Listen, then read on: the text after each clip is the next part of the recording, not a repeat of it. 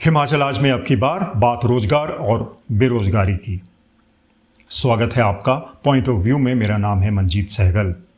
हर बार की तरह एक सवाल और उसका जवाब तलाशने की कोशिश। दोस्तों, मौजूदा समय में हिमाचल प्रदेश में लगभग 6,75,671 पंजीकृत बेरोजगार युवा हैं। राज्य में बेरोजगारी की दर 29.6% तक पहुंच चुकी है, जो राष्ट्रीय औसत की तुलना में काफी ज्यादा है। ऐसे में हर युवा के मन में एक ही सवाल है कि आखिर उन्हें नौकरी कब और कहां मिलेगी।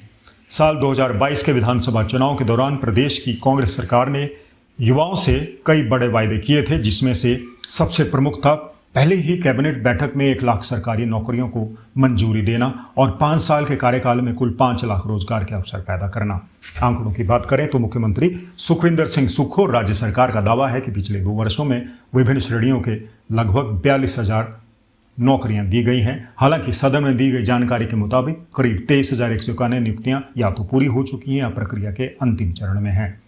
विभागीय तौर पर देखें तो शिक्षा विभाग में जेवीटी, शास्त्री और कॉलेज लेक्चरर के करीब 7,000 पद, वन विभाग में 2,061, वन मित्र, जल शक्ति विभाग में 5,000 के करीब पंप ऑपरेटर और मल्टीटास्क वर्कर्स, पुलिस विभाग में 1,200 से अधिक कांस्टेबल और स्वास्थ्य विभाग में 1,100 से ज़्यादा नर्सों और मेडिकल ऑफिसर्स की भर्ती का काम आगे बढ़ा है। लेकिन बेरोजगारों के लिए सबसे बड़ी और अच्छी खबर अब आ रही है।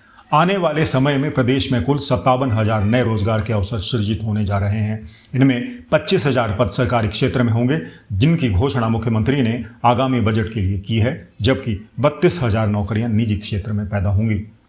विपक्ष यानी भाजपा का आरोप है कि सरकार ने 1 लाख नौकरियों का वादा किया था, लेकिन 3 साल बाद भी आंकड़ा आधा भी नहीं पहुंचा और सरकार केवल पुरानी भर्तियों को ही गिना रही है। वहीं सरकार का पक्ष है कि हमीरपुर चयन आयोग में हुए पेपर लीक घोटाले की वजह से व्यवस्था को साफ करने में समय लगा और अब राज्य सरकार चयन आयोग के माध्यम से नियुक्तियां पारदर्शी तरीके से की जा रही हैं।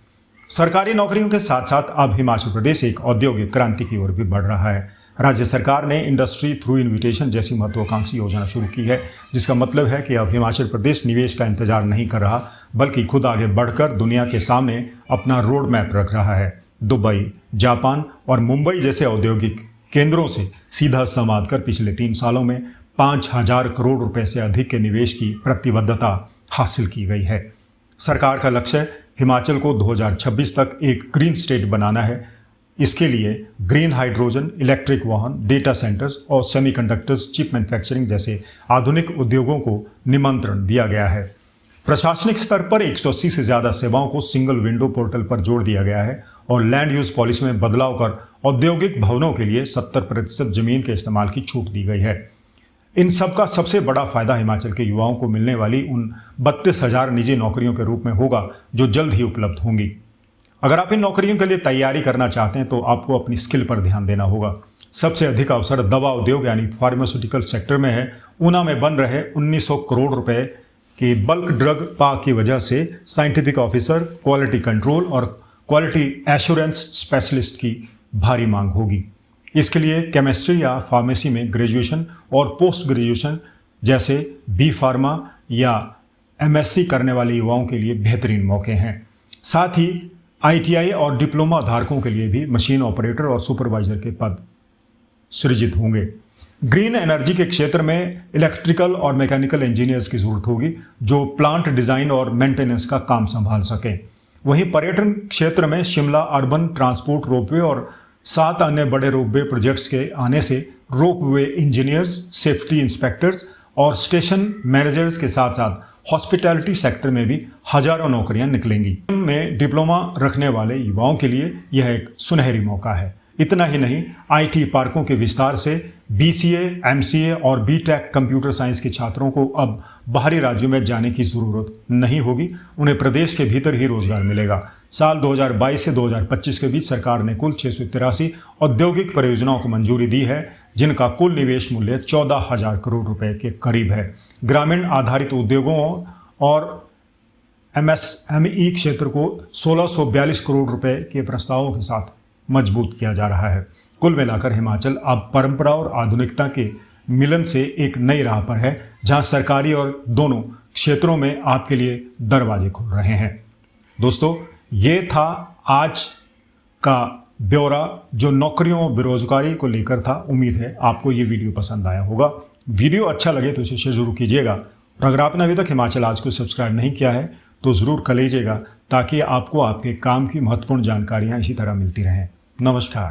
निश्चित रूप से जिस प्रकार से हम उद्योगों में बढ़ावा दे रहे हैं, पर्यावरण के अनुकूल अपनी नीतियां बना रहे हैं, पर्यावरण के अनुकूल हम नियम बना रहे हैं, हिमाचल प्रदेश आगे आने वाले 2 सालों में आत्मनिर्भरता की ओर बढ़ेगा।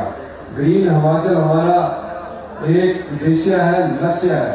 2026 के अंत तक हिमाचल प्रदेश को ग्रीन बनाना है, क्लीन बनाना है। इस दृष्टिकोण से हमने काफी बदलाव किए हैं जिसका असर धरातल पर दिखने को आपको मिलेगा।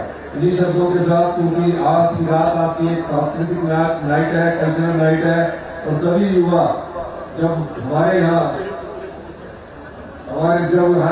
जो पंजाबी गायक है वो आएंगे और ठंड में तब थोड़ी गर्मी आएगी, क्योंकि अभी जो गर्मी की कमी है वो हमें बहुत ज्यादा ठंड लगी जो हीटर के साथ बैठे और टेम्परेचर भी 3 डिग्री के करीब है।